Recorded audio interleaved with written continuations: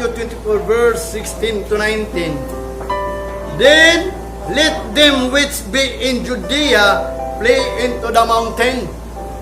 Kini siguro kasabot ni morning buot pasabot sa gibuhat ni Lot nga diin si Lot giingnan sa manulunda ayaw glingi. Mo nang niingon si Jesus Christ nga di kung mahitabo na gani ni mga ilhanan ni matod pa niya kung kamo anaaman sa Judea kung mahimo ato mo sa bukid ngano man ayaw mo kawili aning syudad kita mo na kay nga naman kung muabot ni mga pagsulay kining ilhanan uglab sa verse 17 let him which is on the housetop not come down to take anything out of his house. Kung ikaw na sa ato, ayaw yun mo na o paro pagkuwag mga butan. Kung bagat pa, mo itong gisugop po sa manulunda kang Lord. Nga ayaw yun mo lingi. Ayaw na pagkuwag kung naamang ka, kung asa man kakaroon, bisag na ka sa syudad, ang buot pasabot ni, ayaw lingi anang mga butang karon mo. Kana imong sapi, kana imong butang, kana imong mga trabaho, kana imong unsa imong nabutana, nabatunan karon labi na nga ang panahon hapit na ayaw na nagpalanduma. Mobitan na ningon si Apostol Pablo nga niining panahon na ni kung kamo mga minyo isipan ninyo nga dili mo minyo. Kung kamo nagpahimulos nining kalibutan isipan ninyo nga wa mo nagpahimulos. Kung kamo na malit isipan ninyo nga wa mo na malit ambot pasabot. Pamalit lang gyud kun nya kanan yung gipamalit ayaw na ninyo hunahuna ang ato daw hunahuna kanang pagbalik sa Ginoo nga diin siya naghatag pa og chance mo na gusto sa Ginoo ngayon gipasabot mo bitay nung na sa verse 18 matod pa niya neither let him which is in the field return back to take his cloth kadtong mga naa na sa umahan apil to mga bukid taga bukid kung naa man ka sa bukid ang sa syudad adto daw dito sa mountain ang nasa ato ayaw na mo tanang nagiskot nang sa balay ba karang mga butang dito sa balay ayaw ninyo na og gana o katong mga nasa uma ayaw mo balik sa daplin na rupaon to ninyo ang kupo ninyo sa 19 and woe unto them that are with child unto them that give sucks in those days o allowed katong mga naay anak na ay mga masuso ni anang adlaw kani pahinumdom ni sa Ginoo mahimo kang alaot tanan mga Kristiyan kung dili pahimuslan ning panahon mahimo kang alaot kung kining tayong nagyatag sa Ginoo nga din ilhanan nga mangandam ta wanang gingon mahimong alaot ang dili mangandam mahimong makatubang sa war and great tribulation kung dili ta mangandam pahinumdum lang ni sa Ginoo sama kadto kang Lot gipahinumduman sa ayaw lagi glini sa dili na mo mga butang nga mga sunog na kay ngano man muadto na bitaw ka sa kaluwasan pag unsa man imong mga butang di ka maluwas mo bitay ang gingon dinhi sa verse 21 at 20 but pray ye that your flight be not in the winter, neither on the Sabbath day. Muna nga pag-ampo ka mo nga kanang manglakaw gani mo, ayaw ng mga tingtugnaw kanang Sabbath day, kanang mga panahon sa adlaw sa Ginoo, ayaw mo panlakaw anak. At mo sa Ginoo anak, matod pa niya. Matod sa verse 21, for then shall be a great tribulation, such as was not since the beginning of the world to this time, no nor ever shall be.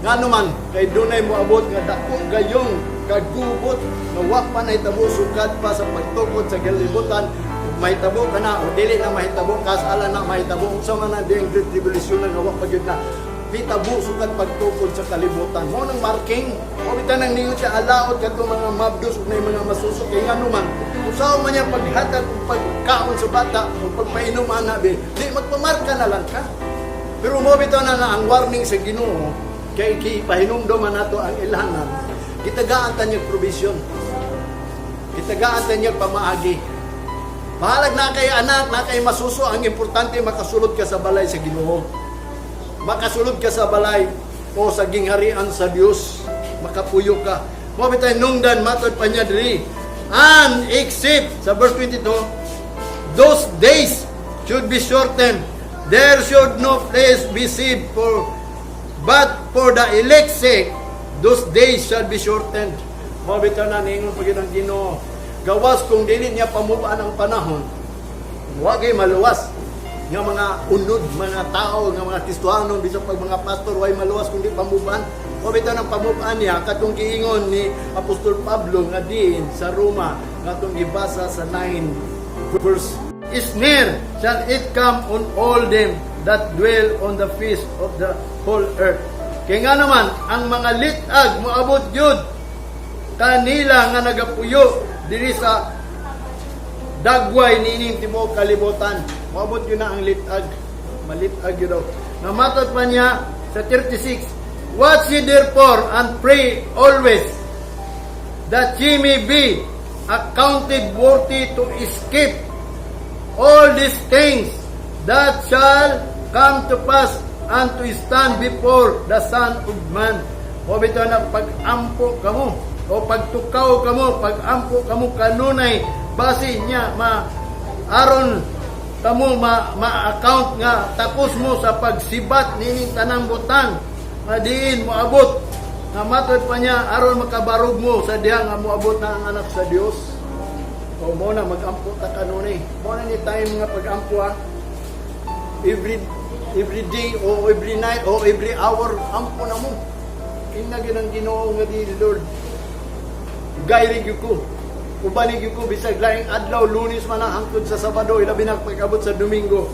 Nga naman basig di ta kay balo nga di uy niabot na di ay o mo na dito para na kanang gitawag og silyo sa Ginoo.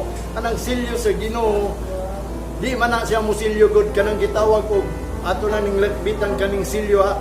Mao kaniya ang incorruptible. Kanang immortal nga gipadala sa Ginoo isilyo na niya. In the twinkling of an eye, wa ta kabalo kung kano sa anang twinkling an eye. Di mapunta ilisan sa Ginoo kung ang ato ang lawas dili pa ma-resurrect. Dili mataingon sa gawon nga nga wa pa manganit na usab. Adunay order ang Ginoo sa tao. Kung dunay word order sa tinuod lang ako nabasahan ka ang Apostol Pablo nga dunay order ang Ginoo sa matag tao. Kung ilisan na imong lawas, nga din asa padulong, kung kana padulong sa langit, ilisan jud na. Kung kana ang imong lawas ilisan nga padulong sa impierno, ilisan jud na. Mabitaw tong naay gitawag nga kapungot sa Ginoo. Nga din sulod sa usa ka libo ka tuig unya ang tao dili mamatay. Kay nga naman hasta sila. Manang wabot yun ang order nga ang tao in the twinkling of an eye, ilisan niya atong lawas nga dili madunot aron. Kung wato tag langit, wala na pagkadunot. Kay matod pa niya dito, ingon pa ni Apostol Pablo, nga dili man makasulod sa langit ang dugo ug ang unod. Flesh and blood cannot enter into the kingdom of God. Mo na ilisan na niya in the twinkling of an eye. Mo bitaw nang bantayan nato na kung kanus ana nga diin kita mamiro aron ilisan. Di po ta ilisan sa Ginoo kung kita walang giingon nga dili ta andam, dili ta resurrect. Okay? Siyempre kung wala pa ta nabanhaw, niya ilisan ta sa Ginoo. So katong pagilis niya sa Ginoo sa ato ang lawas para ta sa langit kay wa man ta nabanhaw. Wow, bitaw na gusto niya nga magpakabanhaw ta.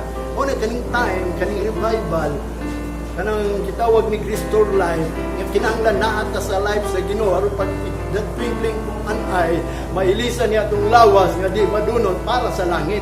Nya kung wala pa ta nga nangandam sa Ginoo, mo bitaw na maghatag tayo ng Ginoo. Wala isultiran ako na sa inyo aron kita dili ka mahadlok anang gitawag og great tribulation kay naman dunay gitawag na panahon nga di in the twinkling of an eye.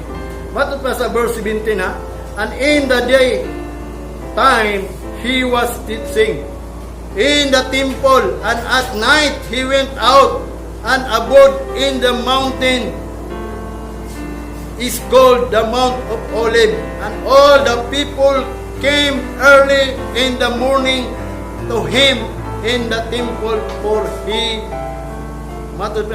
to hear him. Samtang nagsulti dili si Kristo sa panahon, nagtudlo siya dito sa templo. Matod pa niya sa gabi, he went out and abode in the mountain that called. Matod pa niya the Mount of Olives dito sa Mountain Olive pagka gabi, pagkabuntag.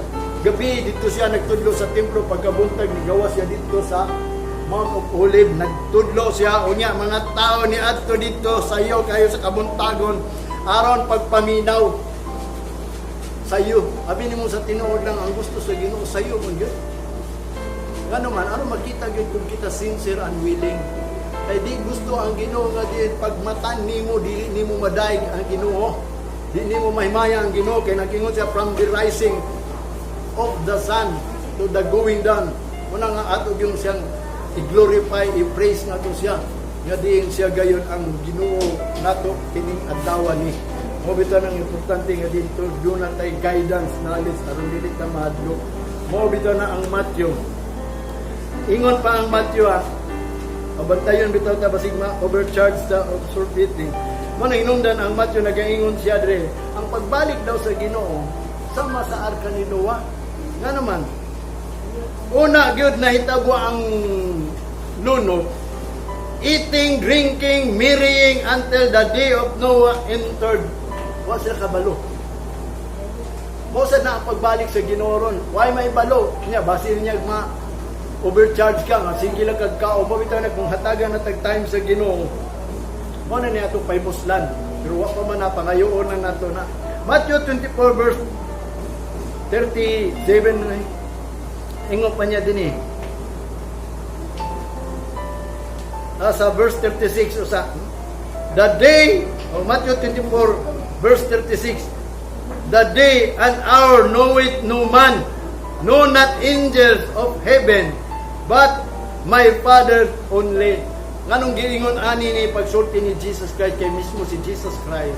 Wa kay balo bisag ang manulunda. Mo bitaw na ang mga tao, mga magwawalin, mingon sila awa mo nasayo ng Ginoo ana. Wa sila kabalo nganong giingon ini sa pagsulti sa Ginoo tungod aron mangandam ta.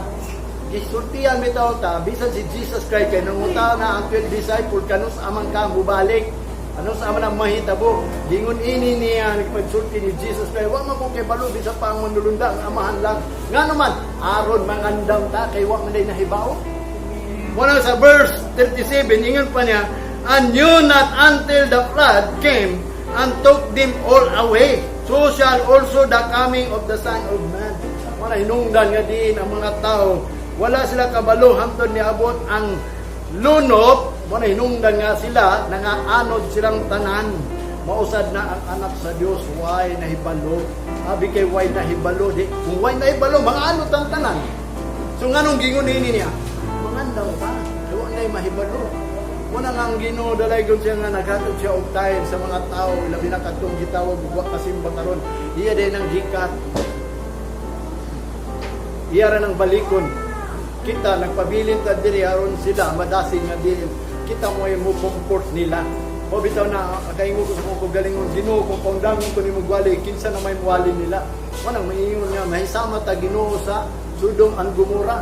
Nga din walay usa gayon. Dalaygon ang Ginoo nga naghatag time na to mo na magpadayon ta atog yung hugton ato pag-ampo diya sa Ginoo nga magpabilin gyud ka nga di kanang adlaw nga ihatag sa Ginoo makabantay gyud ta aron ato nang buhaton. Kay daghan namatay na katunan ba? Kadugay-dugay na ang paghari nato diri sa kalibutan pinaagi sa grasya sa Ginoo nagtuon ta mo bitaw hinungdan ang mga propesiya nag-ingon. Ningon si Apostol Pablo, you are not so learned Christ. Wala gyud mo nakatuon kayo kang Kristo.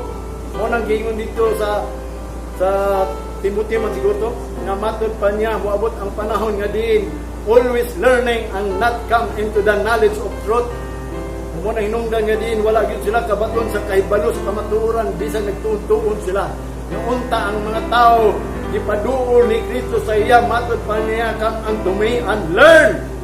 Yung pagtuon mo, muna dugay na kaayutan ng alagad sa Ginoo kita katuon. Dalaygon ng Ginoo sa diya nga din siya naghatag ining gitawag og pandemic king anuman. Buhaton to nato ang tanan nga natun-an nato. Muna ni ang time nga maghingpit ta aron kanang tawo nga nagbuhat og hingpit maghimo na siya hingpit hangtod sa hangtod. O kanang tawo nga wala naghimo og mga matarong dili kabuhat og mga matarong. Muna giingon sa Ginoo mo na nga karon ang panahon nato panayon sa Ginoo nga di kita gayon makabantay ng pagkamatarong nga dihatag sa Ginoo sa ato. Mabita na yung gingon diri Matod pa niya din kining panahon na ang Amos nagprophecy na daan sa chapter 4 verse 12 sa Israelites. Kaya nga naman, di magiging sila mubalik. Di magiging sila mga lagad sa Ginoo. Mabitan ng giligjig nila pag-abot ni Jesus Christ. Kaya di magiging sila mga lagad sa panahon pa. Sa diyan na si Propeta Amos nagsulti nila. Wala hinungdan niingon na lang yun si Propeta Amos sa chapter 4 verse 12, prepare to meet thy God, O Israel. Pangandang na lang mo sa pagbalik sa Ginoo. O saan na kita karon? Si Apostol Pablo nagsulti siya sa mga taga-Salonika nga di mao kaniyang pulong. Sa chapter 5 verse 1 and 2. Matod pa niya, but the time and the season, brethren, ye have no need that I write unto you. Sa verse 2, for you yourself know perfectly that the day of the Lord so come as a thief in the night. Oh. Ay balutan ang pagbalik sa Ginoo sama sa kawatan nga way mahibalo. So unsa matong buhaton?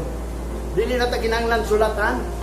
O bitaw nang nailhanan na diin moabot ang kataladman. Gibutang ang ilanan aron mag-andam ta.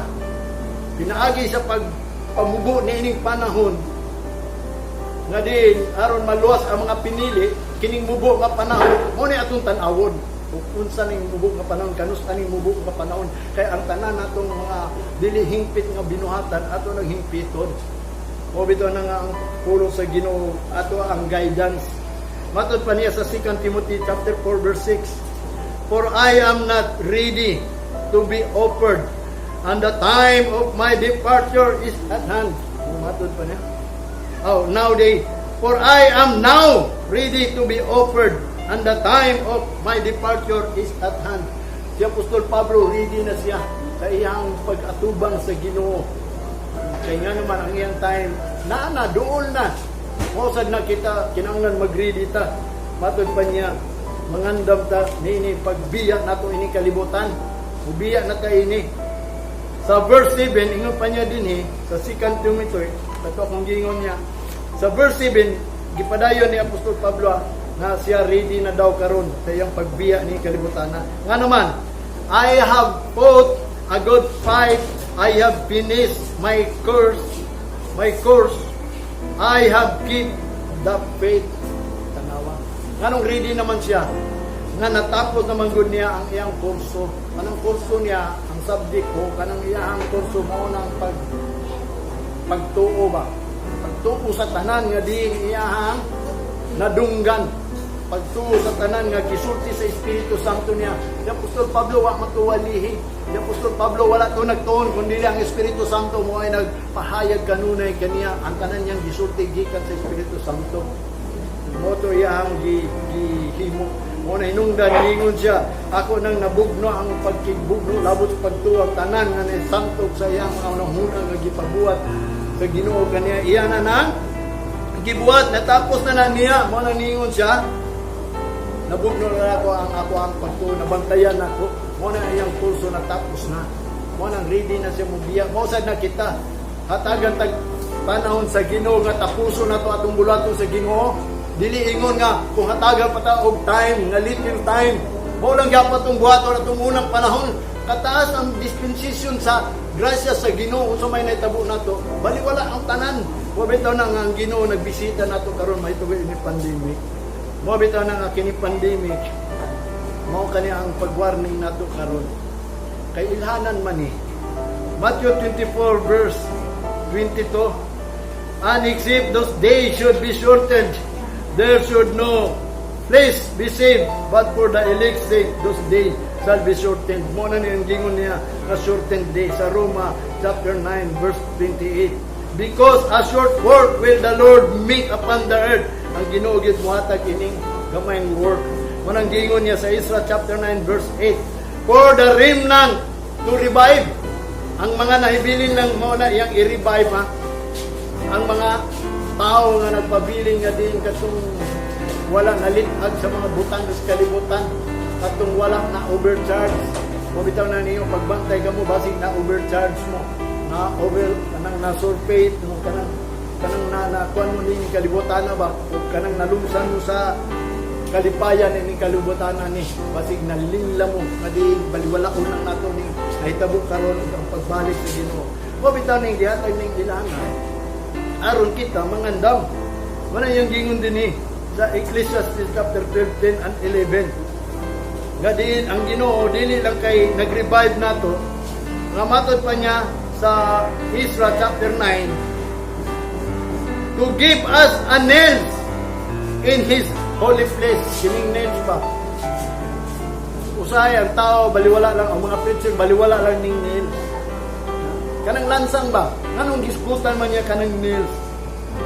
Aron maghatag daw og lansang diya sa holy place mo nang kingon dito sa Ezra. Nganong ihatag man ang lansang? Mababaw mo sa ng lansang? Ingon pa sa Ecclesiastes chapter 12 verse 10 and 11. Dili lang kay daw kuno pag-revive sa tuwa, kundi dili sa diya nga i-revive data, tagaan kanyag lansang. Kung i-revive ta diya sa dalan sa Ginoo, sa holy place niya, tagaan kanyag lansang. Unsa man ang lansang? Matod pa sa verse 10. The preacher, Ecclesiastes chapter 12 verse 10 ha, the preacher sought to find out acceptable words, and that which was written was upright, even words of truth. Matod pa niya, ang mga magwawali daw, mangita yun na siya o kanang acceptable words. Dili lang kay pataka di ay gwali. Dili lang kay abi kay pabao ka mubasag Bible, wali kanang lang wali. Ang tinuod preacher, mangita pag yun na og acceptable word. Kay ang mga words dili dapat kanang ma-accept sa mga tao. Anang madawat nila ba aron sila magpabilin diya sa Ginoo. Kay ngano man kanang words nga iyang giingon mga upright words, kanang straight ba, no?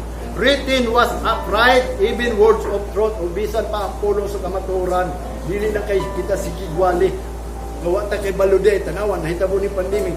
Abi niyo sa tinuod lang nangita ko sa mga magwawali diya sa YouTube kung doon na ba nagwali ning about ning pandemic. Wala. Wala'y nag-challenge unsa ning pandemic. Nga mao kani ang pestilence usa ka ilhanan nga din ang Ginoo balik na. Ang ila nga gisulti nga diin nahibong lang sila pero ang ila gi-challenge maglikon lang mo. Mo na yang uban ng mga tima nila nga unsaon daw pag sa gubang ining mga gitawag ini. Abi mo sa tinuod lang dili na ta angay mabalaka kay usa ni ka gitawag warning sa tuwa. Ano yung gingon acceptable words? Sa verse 11, the words of a wise are as a goods and as nails fastened by the master assemblies, which are given from one shepherd. So tiyan ta mo ining nails ha. Kaning nails, mura ning kanang goods daw, and nails, usara na sila. Ang words of a wise like a goods, kanang goods kuno is appointed stick, kanang usa ka stick gani nga talinis. Matod pa niya, matod pa sa dictionary, appointed stick for driving, kanang o driving, kanang ipalubong. Ang ipalubong nimo o latod pa kasulti lansang. Nganong lansang man?